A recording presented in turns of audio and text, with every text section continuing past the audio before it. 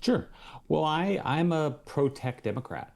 I worked at Google a dozen years. I kind of grew up in the Obama wing of the party, and I was getting concerned that the Democratic Party, starting I think around 2016, started trending in a much more hostile position towards tech. And I think that was driven by a few noisy outliers, not actually the majority opinion within the Democratic Party.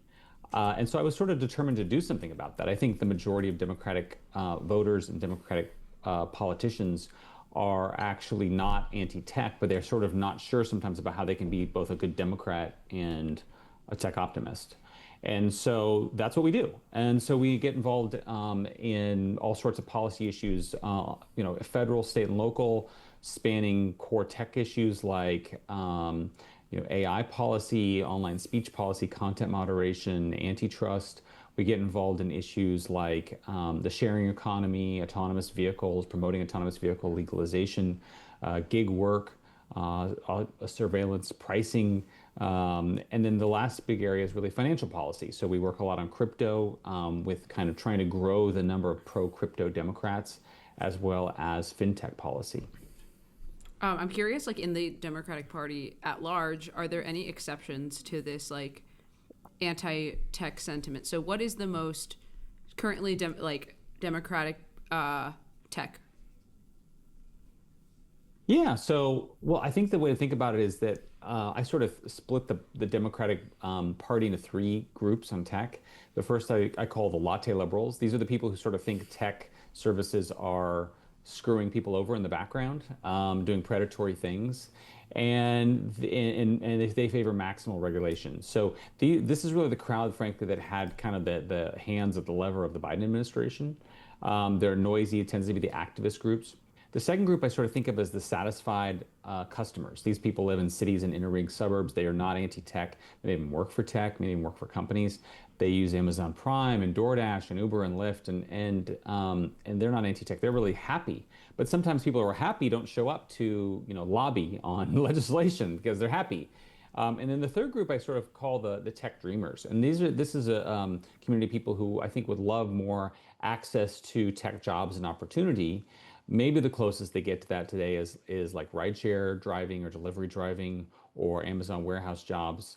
They're not anti-tech either. They're just busy. And so, I think that all three of those groups, are there's Democrats in all three of those groups, but the first group tends to be the loudest and noisiest, and I think the second two groups are actually larger than the first when you put them together. Yeah, it seems like almost, the political aisles have turned into like caring for different parts of the working class, right?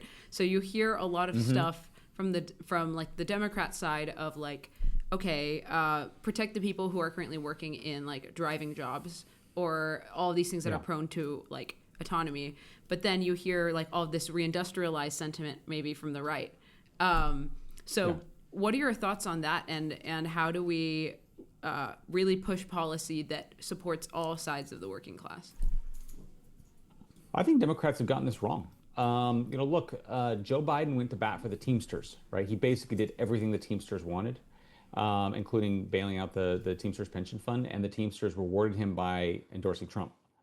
And so this idea that, Democrats are going to win back working class voters by heeding every wish of union leaders is just nonsense. I mean, most Teamsters voted for Trump because on a lot of cultural issues, they support him, right?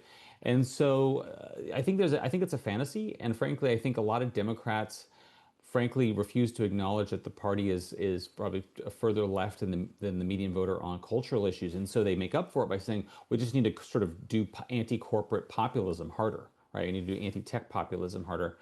And there's just no evidence that that works. I mean, basically, if that had worked, I think Kamala Harris would have won, because this is what the Biden administration did.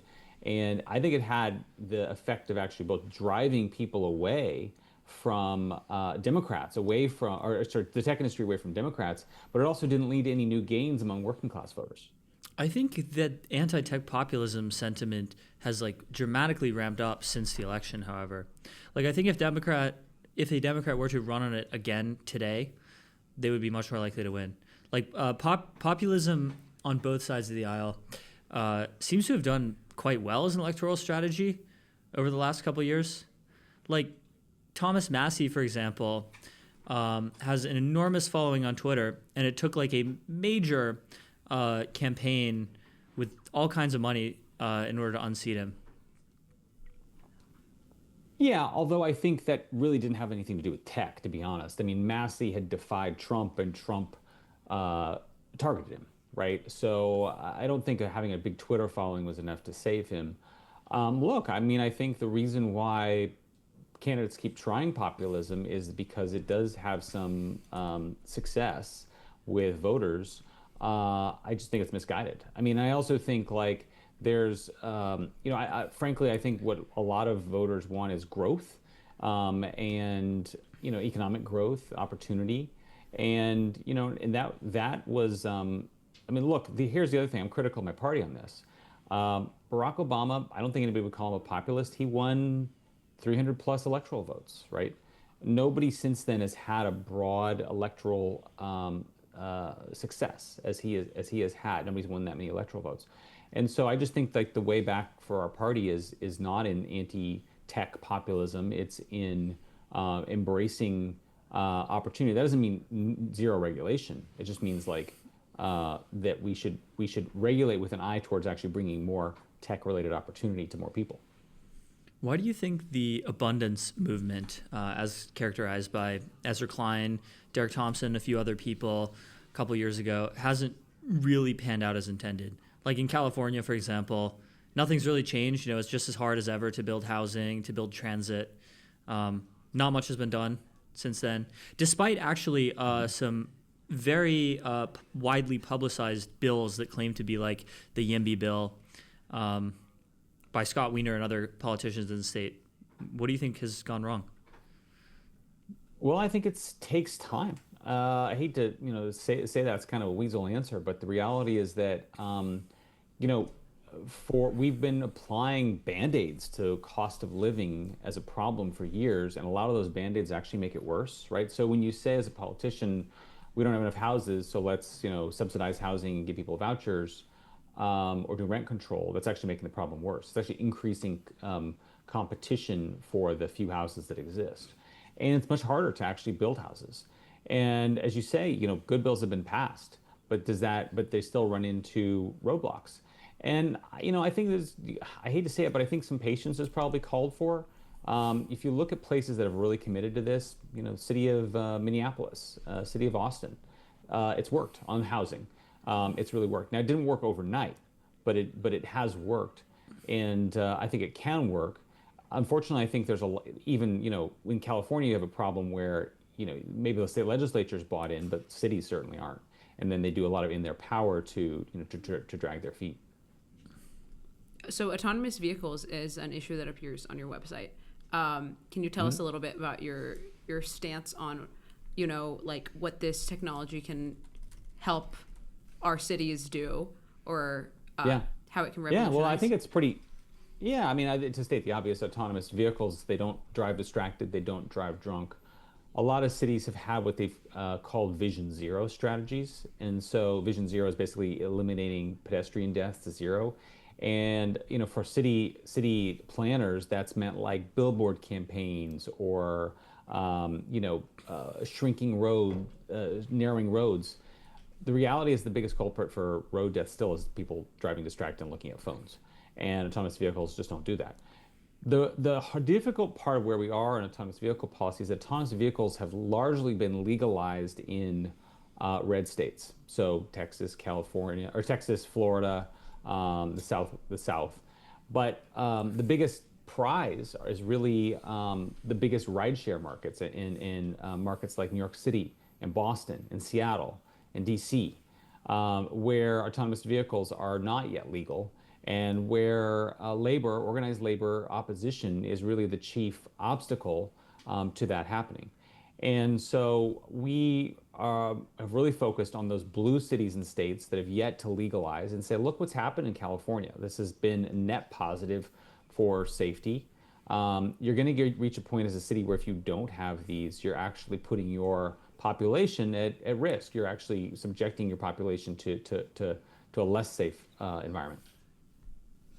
We were talking about unions a little bit earlier on the show. What are your stances on sort of this like difficult issue of protecting groups that are like prone to exploitation, but then also helping, increase autonomy in areas and jobs that would be very economically viable? Like ports. Yeah. Well, look, absolutely. I mean, labor unions have played a critical role in passing labor protections on things like child labor and working conditions and all that. I can support all of that. I think though you have the situation where, look, just to take an example, Teamsters are leading the opposition to autonomous vehicles, but Teamsters aren't. Who's most disrupted by autonomous vehicles? It's largely Uber and Lyft drivers who are not Teamsters. They're independent contractors. They're largely non-unionized. The jobs that Teamsters have are basically driving not even long haul trucks, but really more local deliveries like UPS trucks. And frankly, no one's really trying to automate UPS last mile delivery to the home. So it's deeply, deeply cynical, I think, of Teamsters to do this.